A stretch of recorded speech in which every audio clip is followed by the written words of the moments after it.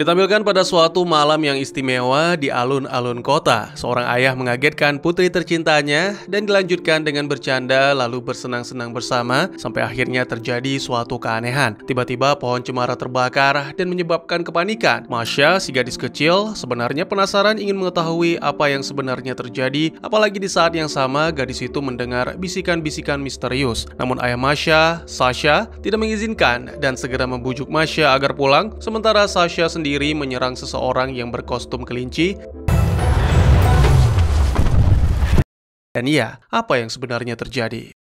Selamat datang dan selamat berjumpa kembali bersama saya Teguh Gusto. Bagaimanapun kabar dan dimanapun berada, saya doakan semoga teman-teman sekeluarga sehat-sehat serta dimudahkan rezekinya. Seperti biasa, saya akan bercerita yang tentu saja tentang sebuah film. Dan kali ini berjudul Ded Moroz Bitva Magov, yang mana dalam bahasa Akamsinya Ded Moroz Pertempuran Para Penyihir. Sebuah film yang rilis pada tahun 2016, disutradarai oleh Alexander Voitinsky, serta dibintangi oleh para aktor dengan akting yang tidak perlu diragukan, plus paras yang sangat lumayan. Baik, tidak usah kelamaan, mari segera kopi disiapkan karena cerita akan kita lanjutkan.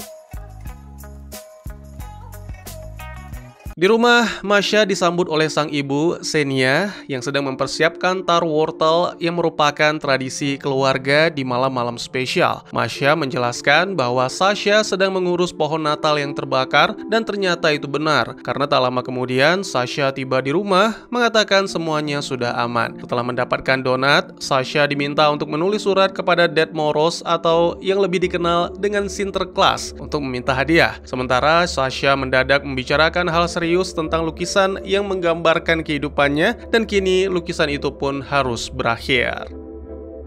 Ya, Sasha mengungkapkan bahwa dirinya harus pergi karena sesuatu yang tak bisa dihindari, bukan untuk setahun, 2 tahun, tapi mungkin untuk selamanya. Namun meskipun demikian, Sasha berjanji kalau dirinya akan selalu berusaha untuk kembali. Setelah mengucapkan selamat tinggal kepada Xenia, Sasha menghampiri Masya yang sedang tertidur dan membaca surat yang ditujukan kepada Ded Moroz. Adegan kemudian menampilkan penglihatan tentang sesuatu yang jahat yang berusaha untuk mendatangkan malapetaka ke dunia. Dia mengaku hanya membutuhkan seorang pengkhianat untuk membuka kunci, dan setelah itu barulah rencananya bisa dijalankan. Dan mimpi tersebut seringkali dialami Masya selama 10 tahun terakhir. Ya, kini Masya telah tumbuh menjadi gadis remaja yang cantik namun tidak punya teman. Xenia mengira mimpi buruklah yang menjadi masalah, sehingga akan mendatangkan paranormal, salah satu kenalan tetangga. Namun Masya menolak, gadis itu mengaku tidak butuh teman karena sang ibu saja sudah lebih dari cukup, ditambah peliharaan mereka yang lucu bernama Kabacok. Masya kemudian mengkonter, karena sampai saat ini Xenia masih sendiri, padahal sangat terlihat jelas bahwa wanita itu kesepian, bahkan tetap menyiapkan tar wortel meskipun Sasha tidak pernah kembali. Sang ibu tidak terlalu merespon, mengaku semua yang dilakukan berdasarkan harapan dan keyakinan.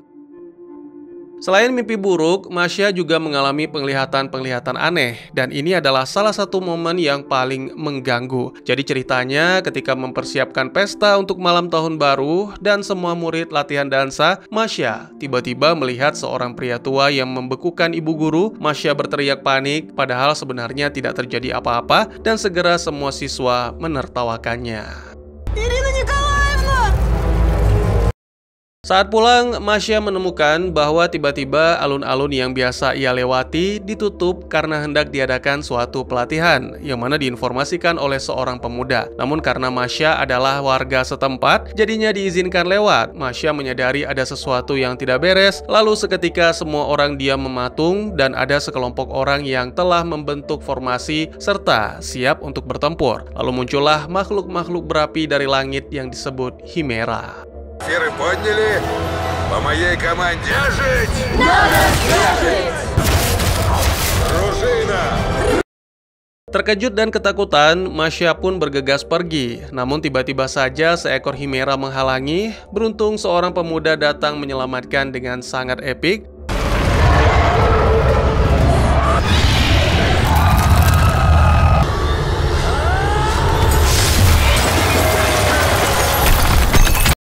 Namun meskipun demikian, pemuda yang diketahui bernama Nicky ini mendapat teguran, bahkan senjatanya disita sebagai sanksi karena dianggap telah merusak formasi tempur. Jadi menurut kelompok itu, cara memenangkan pertempuran adalah dengan kepercayaan, terutama percaya pada rekan seperjuangan. Tiba-tiba seorang pria misterius datang membisikkan Nicky tentang suatu tawaran agar berkuasa dan mendapatkan keabadian. Nicky diminta untuk mencari lukisan dan mengucapkan suatu mantra. Dengan begitu, kristal hitam yang tak terkalahkan akan menjadi milik Nicky. Sementara itu, Masha dan beberapa remaja lain yang juga menyaksikan peristiwa tersebut dibawa oleh seorang gadis bernama Asya. Mereka semua menaiki mobil sihir dan dalam perjalanan, Asya menjelaskan bahwa dirinya tergabung dalam kelompok yang disebut Guardian. Selain itu, Asya juga menjelaskan bahwa di dalam tubuh para remaja itu terdapat apa yang disebut dengan gen S, sehingga bisa melihat apa yang dilakukan para Guardian. Salah seorang remaja laki-laki yang agak bawel mengatakan bahwa itu semua omong kosong. Menurutnya, semua ini hanyalah trik 3 dimensi sampai akhirnya terkejut ketika tiba di sebuah gedung dan menyaksikan lenyapnya mobil sihir. Mereka pun menuju ke lantai rahasia yang disebut lantai sihir. Tak lama kemudian, para remaja tiba di sebuah ruangan mirip planetarium dan segera salah satu Dead Moros bernama Miran muncul. Patua itu menjelaskan tentang asal-usulnya yang dimulai dari kedatangan sang ayah, seorang penyihir agung bernama Eleazar dari galaksi S yang sangat jauh. Jadi selama berabad-abad, Eleazar bertempur bersama putranya yang disebut 7 bersaudara demi melindungi bumi dari monster api. Sementara itu, ditampilkan Nicky juga berada di gedung yang sama, merupakan markas Guardian. Dia mengeluhkan hukuman dari mentor bernama Dobrohut dan ini sudah terjadi beberapa kali. Ya, bukan salah mentornya juga karena si Nicky ini agak bengal memang. Lalu tiba-tiba Nicky terdiam melihat ke arah koridor. Kembali ke planetarium, Miran menjelaskan bahwa semua manusia itu memiliki kekuatan sihir, hanya saja mereka tidak mengetahuinya. Jadi menurut Miran, tidak ada yang namanya doa, yang ada adalah sihir. Jika manusia mengucapkan salam selamat, secara tidak langsung itu adalah mantra, begitu pula dengan pernyataan cinta yang mempengaruhi pikiran orang untuk membalasnya. Pada intinya, semua doa-doa itu terhubung ke benang ajaib yang dikumpulkan oleh Eleazar untuk membuat kubah pelindung di sekitar bumi, atau manusia mengenalnya dengan langit. Ya, langitlah yang melindungi bumi dari Himera. Eleazar meninggalkan bumi, tapi sebelumnya dia memecah tongkat sihirnya menjadi 1000 duri, dan dari situlah tumbuh pohon-pohon abadi yang manusia kenal dengan pohon cemara. Kemudian 7 bersaudara mengumpulkan kebahagiaan orang-orang di sekitar pohon, dan pohon-pohon itu mengirim benang ajaib ke angkasa, yang mana tradisi itu disebut dengan perayaan malam tahun baru. Ya, kebahagiaan manusia harus tetap terjaga karena jika mereka tidak lagi berada di sekeliling pohon cemara, maka kubah langit akan menipis sehingga mudah ditembus oleh Himera. Guardian adalah penyihir, dan masing-masing dari penyihir memiliki senjata berupa bola kristal. Miran membagikannya kepada para remaja, termasuk Masha dan si pemuda bawel bernama Oleg. Dengan ini, Miran mewakili 7 bersaudara atau Dead Moros, mengajak para penyihir muda untuk bergabung dan menjadi Guardian yang melindungi pohon keabadian. Miran pun menghilang sambil menunggu jawaban para remaja, dan jawabannya... Semuanya bersorak dan Asya mengucapkan selamat bergabung. Bagi mereka yang tidak ingin bergabung, maka akan dipandu masuk ke elevator, bola kristalnya akan diambil, serta gen S-nya akan dalam tanda kutip diblokir. Sementara bagi yang bergabung akan diajak berkeliling lebih jauh. Lalu penyihir akan dibagi menjadi 2 divisi. Mereka yang pemberani akan masuk ke divisi Guardian, sementara yang ceria akan bergabung dalam divisi mainan. Nicky masih berada di sekitar koridor sambil mengintai. Setelah itu dia kembali ke Vano untuk meminjam bola kristal, namun menurut Vano itu suatu pelanggaran yang berakibat mereka dikeluarkan dari akademi. Nicky kemudian melihat Masha yang sedang bingung memegang bola kristalnya. Setelah mengabaikan Ilya dan Max, Nicky pun mendekati Masha, memperkenalkan diri dan merayu, berharap gadis itu meminjamkan bola kristalnya. Sayangnya Masha mengundurkan diri dan akan pulang, namun obrolan tersebut ternyata membuat pintu elevator ditutup sekaligus menutup jalan pulang bagi Masha. Niki menenangkan dengan menunjukkan jalan keluar alternatif yang tak banyak orang tahu. Setelah mengganti pakaian, Niki mengajak Masha ke koridor sampai tiba di sebuah cermin besar. Di sini, Niki kembali meminta agar Masha meminjamkan bola kristal yang digunakan untuk membuka cermin. Ternyata cermin itu menuju ke ruang arsip di mana surat-surat untuk Moros disimpan. Masha benar-benar takjub dan penasaran apakah juga ada surat dari dirinya. Niki pun mencoba mencari sembari menceritakan tentang masa kecilnya yang kurang bahagia tanpa orang tua. Tidak jauh berbeda dengan kehidupan Masha, namun di atas itu semua yang terpenting adalah mereka harus melanjutkan hidup. Sementara Masha membaca surat-surat masa kecilnya, Niki memeriksa dinding-dinding sekitar sembari merapal mantra sampai dengan mendengarkan suara aneh. Ternyata suara tersebut dari sebuah lukisan dan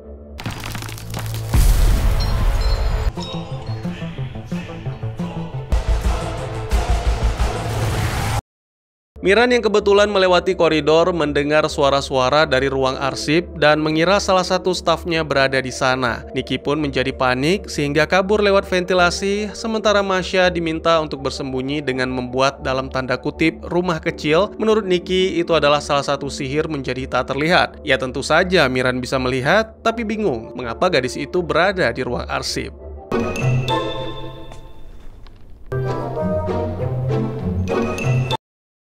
Miran pun menghentikan kekonyolan ini, lalu Masha segera diantar ke elevator, dan Dobrohut lalu membacakan mantra yang membuat Masha lupa akan semua yang terjadi di markas Guardian. Sementara itu, Niki berhasil keluar dan tiba di rooftop. Segera ia mencoba kekuatan dari kristal hitam, dan ternyata sama sekali tidak berfungsi, sampai akhirnya pria tua misterius datang lalu menghempaskan Niki. Niki pun mencoba kembali ke dalam gedung, yang mana lantai bawahnya adalah pusat perbelanjaan, dan bertemu dengan Masha yang lupa ingatan, tapi tak saling bertegur sapa demi menghindari kecurigaan. Adegan berpindah ke Miran yang mengunjungi saudara-saudaranya di wilayah kutub. Setibanya di sana, para saudara-saudara sedang membahas tentang Kacun, saudara tertua mereka yang telah dikurung oleh Eleazar. Dan Eleazar juga mewasiatkan kepada para Dead Moros agar membebaskan Kacun setelah 10.000 tahun. Lagi pula, Kacun sudah tidak bisa melakukan apa-apa karena pedang bulan telah dikunci, dan kunci tersebut dibagikan kepada 5 pemegang yang informasinya dirahasiakan. Kini 10.000 tahun telah berlalu, tapi para Dead Moros masih ragu untuk melepaskan Kacun karena tak mampu melawan sang kakak tertua itu. Tiba-tiba saja seekor Himera melintas tanpa disadari oleh supir Miran. Ternyata makhluk itu ditunggangi oleh Kacun. Ya, kehadiran Kacun membuat para Dead Moros terpental termasuk Miran. Semua terkejut bagaimana mungkin Kacun bisa terbebas.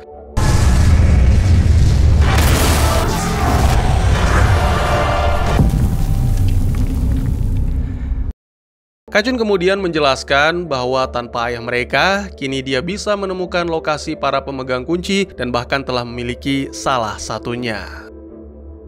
Dengan mengumpulkan 4 kunci yang tersisa, Kacun bisa mendapatkan pedang bulan untuk membelah langit dan membiarkan Himera masuk. Tiba-tiba mobil sihir Miran menghantam Kacun, yang mana membuat keduanya saling beradu sihir. Namun pada akhirnya Kacun tidak punya waktu untuk itu, dan setelah mendapatkan peti pedang bulan, dia segera melarikan diri dengan Himeranya. Para Moros pun berdiskusi, sebagian dari mereka menganggap itu hanya gertakan dan mengira kunci yang dimiliki Kacun palsu. Sampai akhirnya salah satu dari mereka membuka kado dari Kacun. Ternyata kado itu berisi salah satu pemegang kunci yang telah membeku. Kini para Moros pun menjadi semakin ketakutan, dan satu-satunya harapan adalah Miran yang merupakan orang pilihan ayah mereka untuk mengalahkan Kacun.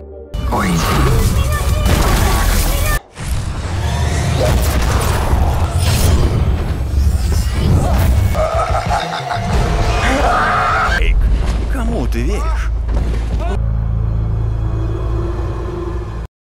Kembali ke tokoh utama kita, Masha, yang mengaku pada sang ibu bahwa diri merasa telah melupakan sesuatu tapi tidak tahu apa itu. Tanpa ragu, Xenia mendatangkan seorang tabib bernama Liuba. Jadi beberapa waktu kemudian, sang nenek itu pun datang dan mengklaim bahwa obat yang diraciknya benar-benar mujarab, meskipun tidak bisa mengembalikan ingatan tapi cukup bisa membawa ketenangan. Tapi efeknya malah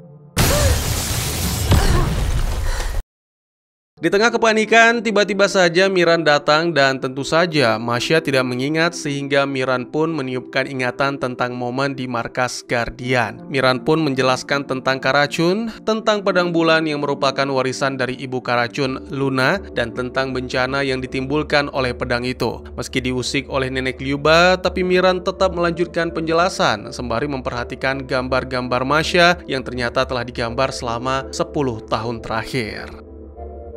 Salah satu gambar yang dikirim Masya 7 tahun lalu sangat cocok dengan kejadian yang dialami pemegang kunci pertama. Jadi Miran pun mengajak Masya bergabung kembali demi memudahkan penyelidikan. Sayangnya Masya menolak karena selama ini terus mengirim surat kepada Ded Moros dengan permintaan yang sama tapi tidak pernah dikabulkan. Miran pun pergi dengan membawa gambar-gambar Masya serta meninggalkan bola kristal. Siapa tahu Masya berubah pikiran. Beberapa waktu kemudian, pria itu membuat kehebohan dengan membekukan diri di tempat umum. Tujuannya adalah menjadi viral sehingga bisa mengirimkan pesan kepada semua pemegang kunci. Selain itu, dia meminta semua juru masak agar membuat cake khusus berisi pesan kepada pemegang kunci dan memastikan cake itu terhidang di setiap meja di semua perayaan. Keesokan harinya, Sasha bersekolah seperti biasa, tetap sepi menyendiri tanpa ada teman yang peduli. Kebetulan hari itu ia disuruh untuk menyelesaikan soal di papan tulis, dan tiba-tiba saja penglihatan baru muncul, yang mana kali ini menampilkan Nikita yang terkena serangan mematikan.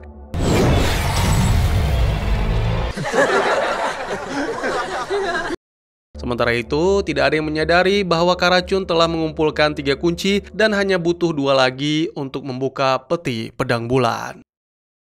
Di markas Guardian, Miran menjelaskan situasi terkini dan meminta semua penyihir untuk mencari informasi. Oleg menemukan sebuah berita di internet yang diyakini berhubungan dan segera menampilkannya ke layar. Ya, ternyata itu adalah tentang 2 orang pria yang tewas secara tidak wajar. Salah satunya adalah seorang pianis asal Kanada yang membeku di depan pianonya, sedangkan satunya lagi adalah seorang penulis yang juga membeku di ruang kerjanya.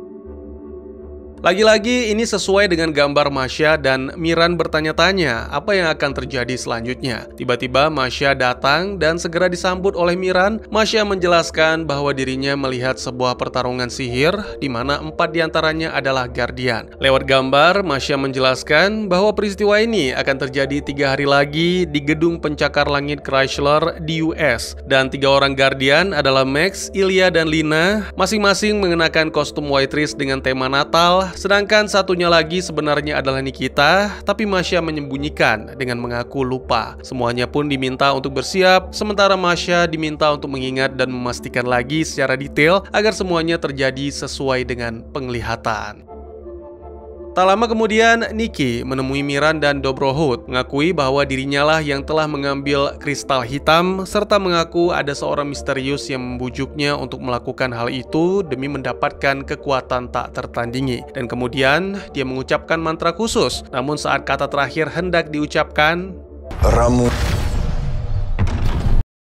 Menurut Miran, mantra tersebut dapat membangkitkan kejahatan di dalam diri, bahkan membuat seseorang hilang kendali. Atas pelanggaran ini, kekuatan sihir Nikki akan disegel untuk selamanya dan Nikki pun pasrah menerima keputusan tersebut. Namun di saat terakhir, Masya mengakui bahwa Guardian terakhir adalah Nikki dan Miran pun tak bisa melakukan eksekusi karena Nikki memang sudah tergabung dalam Guardian yang akan dikirim ke US.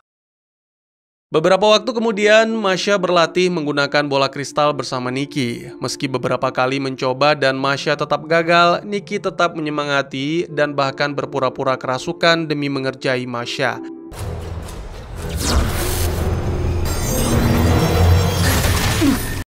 Cara itu berhasil, tapi akibatnya Nikki lumayan babak belur dan Masya menjadi marah. Tapi gadis itu sebenarnya menyimpan kekhawatiran meskipun malu mengakuinya. Hari yang dinantikan pun tiba. Kelompok Guardian telah tiba di US dengan menaiki mobil sihir. Setelah disambut oleh Guardian cabang setempat bernama John, Masya dan teman-teman segera mengenakan kostum yang telah disiapkan. Saat sedang beraksi, Lina menemukan seorang pria yang mencurigakan dan segera meminta Masya untuk mengamatinya. Namun ketika Masya melihat pria itu sudah tidak ada, dan ketika dijelaskan ciri-cirinya yaitu berjas marun, itu agak sulit karena menjelang tahun baru, pakaian berwarna marun menjadi cukup umum. Solusi lainnya adalah mengadakan ritual pohon yang akan menghentikan waktu, kecuali bagi para penyihir. Ya, segera mereka menemukan sang pemegang kunci, namun Masya dilarang ikut dalam pengepungan demi terhindar dari bahaya. Sebagai informasi, pemegang kunci bukanlah orang sembarangan, karena kunci yang mereka pegang selain memberikan keabadian juga memberikan kekuatan sihir. Dan ya, pertempuran pun terjadi karena si pemegang kunci tidak mempercayai para guardian.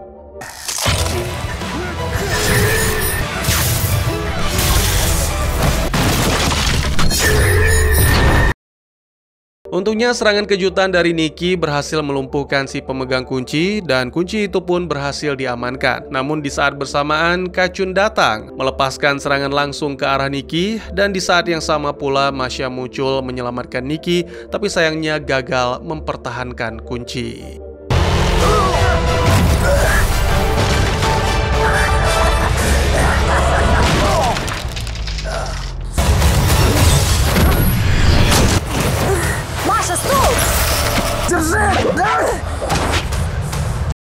Segera setelah itu, Masya mendapatkan penglihatan baru dan melaporkannya kepada Miran. Ternyata sang Moros itu juga telah meneliti gambar Masya dan meyakini bahwa penglihatan itu akan terjadi lusa di sebuah tempat lelang. Dan setiap hadirin mengenakan topeng seperti ini. Miran sangat yakin bahwa kali ini mereka bisa menghentikan Kacun karena dirinya juga ikut dalam misi.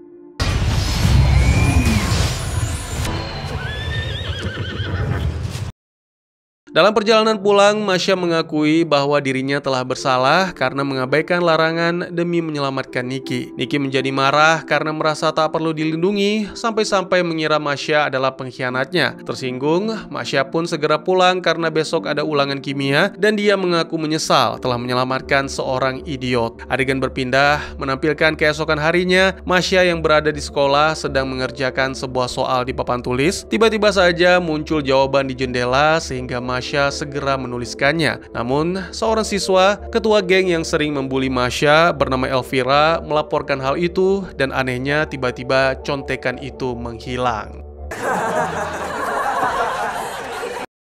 Tak ingin Elvira dibully, Masya pun mengaku tentang menyontek. Perbuatan itu membuat Masya mendapat nilai merah. Tapi sisi baiknya, pengorbanan Masya membuat Elvira sadar sehingga mengajak gengnya untuk berhenti membuli Masya. Soal contekan, ternyata itu adalah ulah Nikki sebagai permintaan maaf. Mereka kemudian membahas tentang kehidupan Nikki yang selama ini mandiri sehingga sulit percaya atau menerima bantuan. Masya juga mandiri, tapi menurutnya dengan memiliki seseorang yang bisa dipercaya, maka kita akan menjadi lebih kuat. Setelah menikmati kopi, dua remaja itu menikmati pemandangan benang ajaib dari rooftop. Masya mengungkapkan rasa penasarannya tentang kemampuan terbang dengan sihir burung hantu. Nikki menjelaskan cukup hanya melompat dengan bola kristal, maka sihir akan bekerja. Awalnya Masya ragu dan tidak percaya, tapi tiba-tiba saja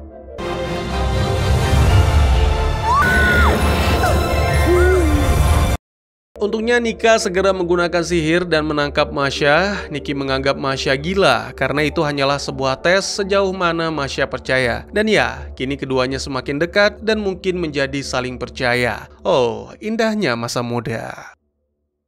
Adegan berpindah menampilkan Miran yang menerima panggilan dari Kacun. Kacun bertanya apakah pintu maaf masih terbuka baginya, terutama dari para saudara. Tentu saja Kacun harus menanyakannya sendiri, namun para saudara telah membeku sehingga tidak bisa menjawab. Pada intinya, Kacun ingin bertemu langsung dengan Miran, atau para saudara akan beku selamanya. Dobrohot mengatakan bahwa itu adalah jebakan agar Miran tidak hadir di acara lelang, namun Miran tidak bisa membiarkan saudara-saudaranya mati, sehingga memutuskan akan bertemu dengan Kacun dan Dobrohot diminta ikut bersama Guardian.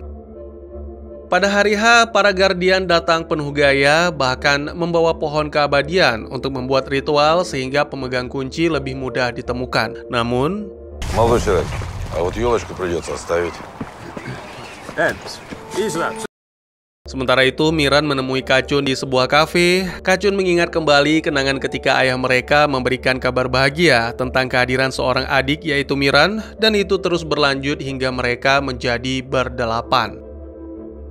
Hal yang menyedihkan bagi Kacun adalah dirinya dijauhi oleh para adik karena ibu mereka berbeda. Namun itu bukanlah alasan yang sebenarnya. Kejahatan Kacunlah yang menyebabkan ia dijauhi, bahkan dikurung. Lalu Kacun menjelaskan bahwa ternyata tidak ada yang membebaskan dirinya selain ayah mereka. Ya, mantra Eliazar hanya berlaku 10.000 tahun, dan setelah itu dengan sendirinya Kacun akan terbebas. Lalu tiba-tiba saja 10 000 лет!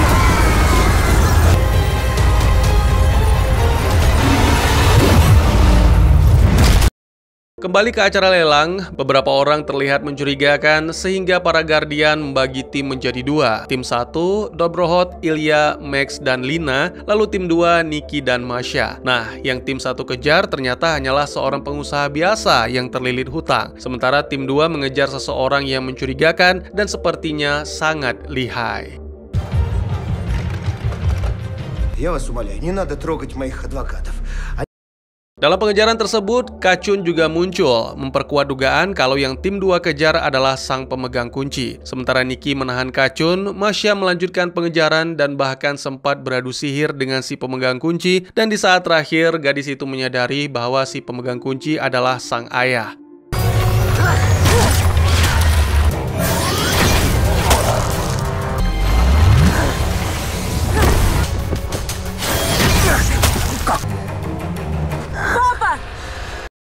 Sebuah pertemuan yang mengharukan, tapi Masha sadar bahwa diri sedang menjalankan misi sehingga mencuri kunci dari Sasha. Sementara itu, Nikki yang awalnya berjuang mati-matian melancarkan serangan terhadap Kacun, akhirnya tumbang juga karena mantra terkutuk. Menurut Kacun, mantra tersebut sekaligus menjadikan Nikki sebagai kaki tangannya.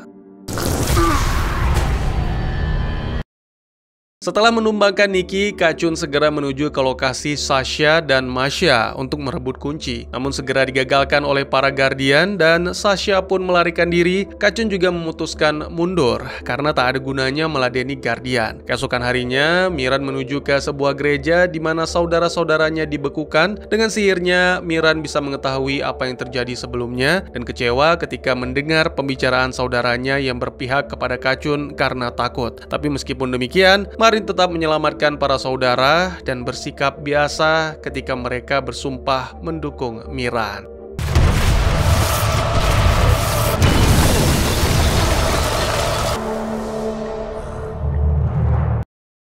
Adegan berpindah menampilkan rumah sakit di mana dokter menjelaskan tentang kondisi Nikki. Saat ini pemuda itu dalam kondisi tak sadarkan diri sehingga Masha memutuskan untuk menemani sementara rekan-rekan yang lain kembali ke markas. Secara diam-diam Masha menjelaskan tentang status sang ayah sebagai pemegang kunci yang baru saja dia ketahui, serta menjelaskan bahwa selama ini selalu meminta kepada Dad Moros untuk mengembalikan sang ayah tapi tidak pernah dikabulkan, sehingga Masha berpikir bahwa mungkin saja Sasha telah jatuh cinta kepada wanita lain sehingga meninggalkan Masha dan ibunya. Tiba-tiba Sasha datang ke rumah sakit itu dan pada saat yang sama Nikki pun bangkit. Beberapa waktu kemudian terlihat Masha pergi bersama sang ayah dan pada momen ini Sasha menjelaskan bahwa kepergiannya pada malam itu adalah karena kemunculan Karacun. Jadi demi keselamatan Xena dan Masha, maka Sasha pun memutuskan pergi dan hidup secara sembunyi-sembunyi. Tapi kini Sasha sudah tidak perlu khawatir lagi karena para Guardian akan melindungi kunci. Jadi setelah menyerahkan kunci kepada Masha, Sasha pun pulang ke rumah untuk makan malam bersama Xenia. Saat kembali ke markas, Masha disambut sebagai pahlawan. Mereka pun merayakan kemenangan tersebut dengan pesta dansa. Semuanya menari gembira kecuali Masha yang masih mengkhawatirkan kondisi Nikki. Sementara itu, Miran berdebat dengan Dobrohot tentang eksekusi Nikki. Menurut Miran, menyingkirkan Nikki dari akademi akan membuat pemuda itu merasa terbuang dan dikhawatirkan akan menimbulkan kejahatan baru. Jadi karena Nikki telah berjasa membantu Guardian, maka sebaiknya diampuni. Namun Dobrohot tidak mengindahkan saat Miran berdansa dengan Masha dan memberikan nasihat agar selalu bersama Nikki. Dobrohot malah mengeksekusi Nikki, mengambil bola kristalnya lalu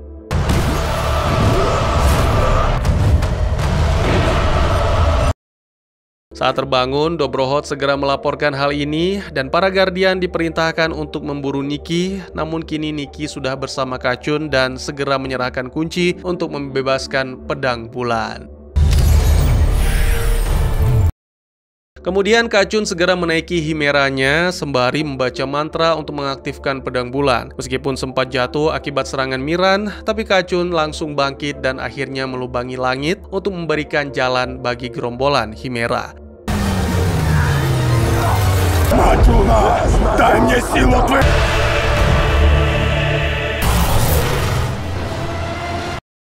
Kembali ke markas Guardian, semuanya bersiap untuk pertempuran sebenarnya. Namun lagi-lagi Masha tidak diikutkan karena belum benar-benar terlatih untuk ini. Sementara itu, pertarungan seru terjadi antara dua bersaudara Miran dan Kacun di atas lempengan es yang melayang di udara, meninggalkan pedang bulan yang masih melubangi langit.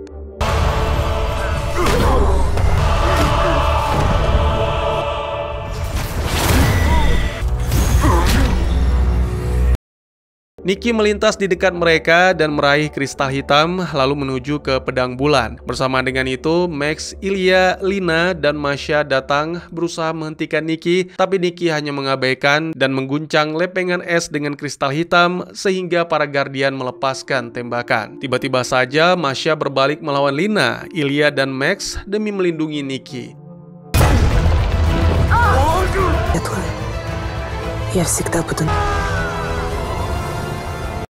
Lalu ditampilkan dalam kilasan ingatan, sempat terjadi pertemuan antara Masha dan Nikki sebelum melarikan diri, dan pada momen ini Nikki kembali menanyakan tentang kesetiaan Masha, apakah gadis itu akan tetap mengikuti Nikki jika berjalan dalam kegelapan.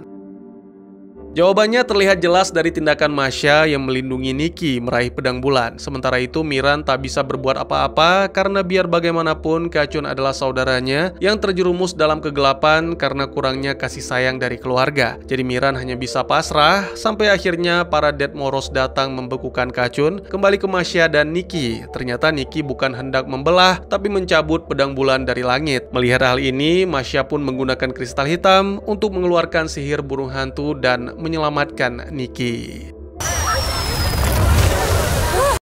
Film pun ditutup dengan Masha dan Nikki sama-sama mengakui perasaan dan keduanya berjanji untuk menjadi lebih baik lagi dan lebih saling percaya. Pedang bulan telah diamankan, Kacun telah dikurung kembali mungkin sampai benar-benar tobat, serta kata-kata terakhir dari Miran yang mengajak seluruh manusia untuk selalu bahagia dan menyebarkan cinta ke seluruh dunia. Karena dengan begitu manusia bisa bersatu dan dalam persatuan manusia akan menjadi semakin kuat. Kemudian ditampilkan kebahagiaan manusia yang diserap oleh pohon-pohon cemara yang diubah menjadi benang ajaib dan akhirnya menjahit lubang pada langit.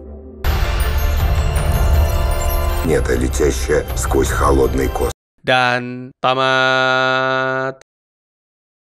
Saya yakin mungkin yang paling pertama kalian ingin tanyakan adalah ini penyihir kok bisa pakai kekuatan seenak jidat, tapi orang-orang lihatnya biasa aja gitu bang. Nah jawabannya ada di awal film, di mana Oleg menganggap semuanya hanyalah visual effect yang diciptakan oleh komputer. Lalu ada juga adegan tambahan, di mana Miran bertemu dengan bocah kecil yang mengatakan bahwa Miran adalah Dead Moros palsu. Semua surat dari anak-anak yang minta hadiah kepada Dead Moros diterima dan dibaca para orang tua, dan orang tua pula lah yang membelikan mereka hadiah. Intinya karena zaman sudah maju, pikiran sudah maju, serta teknologi sudah canggih, sehingga sihir telah sirna dari pikiran manusia dan semua sihir yang mereka lihat hanya dianggap sebagai trik saja. Selanjutnya mungkin masih ada yang bingung soal Kacun dan sejarah Dead Moros. Jadi akan saya jelaskan sedikit lagi dengan beberapa tambahan untuk melengkapi. Jadi berabad-abad lalu datanglah seorang alien bernama Eliazar, dan karena kesaktiannya dia dianggap sebagai penyihir agung pelindung bumi. Pada suatu hari Eliazar mengetahui tentang serangan dari makhluk bernama Himera. Himera ini tidak berniat menguasai atau menduduki bumi, tapi hanya datang dan menghancurkan planet-planet yang memiliki sumber kehidupan. Nah, untuk melindungi bumi dan manusia, Eliazar memanfaatkan kebahagiaan manusia, mengubahnya menjadi benang ajaib dan menciptakan kubah pelindung yang disebut langit. Kehidupan terus berlanjut, namun Eliazar memutuskan akan pergi meninggalkan bumi. Tapi dia membutuhkan pengganti sehingga menikahi seorang wanita bumi, seorang penyihir bernama Luna, dan lahirlah Kacun. Namun sangat disayangkan Luna meninggal dunia dan Eliazar mempertimbangkan untuk memiliki anak lagi karena seorang manusia pastinya tidak ingin sendiri sehingga membutuhkan dukungan. Nah, Eliazar menikah lagi dan memiliki 7 orang anak. Salah satunya adalah Miran yang merupakan anak yang paling bijak. Kacun tumbuh menjadi anak yang tak terkendali sehingga bertindak seenaknya, dan itu membuat 7 bersaudara tidak senang dengan Kacun. Kacun yang sakit hati melakukan tindakan gila dengan membelah langit menggunakan pedang warisan sang ibu. Ini membuat Eliezer mengurung Kacun dan mengatakan bahwa 7 bersaudara boleh membebaskannya setelah 10.000 tahun. Tapi di balik itu, secara diam-diam Eliezer memang membatasi mantra kurungan hanya 10.000 tahun. Selain mengurung Kacun, Eliezer juga mengunci pedang bulan di dalam peti es, di mana peti es itu hanya bisa dibuka dengan menggabungkan 5 kunci. Nah, kunci-kunci itu diberikan kepada 5 manusia biasa dan menjadikan mereka abadi, serta memiliki kekuatan untuk melindunginya. Dan ya, salah satu dari 5 manusia itu adalah Sasha, ayah dari tokoh utama kita, Masha. Itu 7 bersaudara padahal kuat. Kenapa nggak dibunuh aja Kacunnya, Bang? Beres kan? Tidak semudah itu. 7 bersaudara meskipun menjauhi Kacun, tapi mereka tetap tidak tega menghabisi saudara sendiri. Makanya yang lain pada desak si Miran buat lawan Kacun. Padahal Miran juga memegang prinsip yang sama. Jadi ya sampai akhir Kacun hanya dikurung alias dibekukan. Saya pikir makna yang bisa diambil dari cerita ini adalah bahwa kekuatan sejati tidak datang dari sihir atau kekuasaan, melainkan dari kasih sayang, kepercayaan, dan keberanian untuk berbuat baik. Kisah ini mengajarkan bahwa kebencian dan dendam hanya akan melahirkan kehancuran, sementara cinta, pengampunan, dan persatuan mampu memulihkan segalanya. Pesan moralnya menegaskan pentingnya menjaga hubungan antara manusia, saling memahami, dan tetap berpegang pada kebaikan hati. Karena ketika manusia bersatu dalam harapan dan ketulusan, tidak ada kegelapan yang tak bisa diterangi. Bagaimana menurut kalian? Mungkin segitu saja teman-teman. Terima kasih buat yang sudah menyaksikan. Silahkan memberikan komentar, bertanya, ataupun merequest kira-kira film apa yang menarik untuk dibahas. Bisa di kolom komentar, atau buat yang malu-malu bisa via DM ke Instagram saya di @tegugusto. Insya Allah pasti akan dibaca. Mari kita jadikan kolom komentar sebagai sarana penambah wawasan dan menciptakan jalinan persaudaraan, bukan malah menjadikannya sebagai tempat pembulian sehingga menciptakan permusuhan. Jangan lupa untuk dukung terus channel ini dengan cara share, like, dan subscribe, karena dukungan dari kalian sangat berharga bagi saya demi perkembangan channel ini. Saya Gusto, sampai jumpa di video selanjutnya. Tetap semangat, tetap bersyukur setiap hari. Dadah!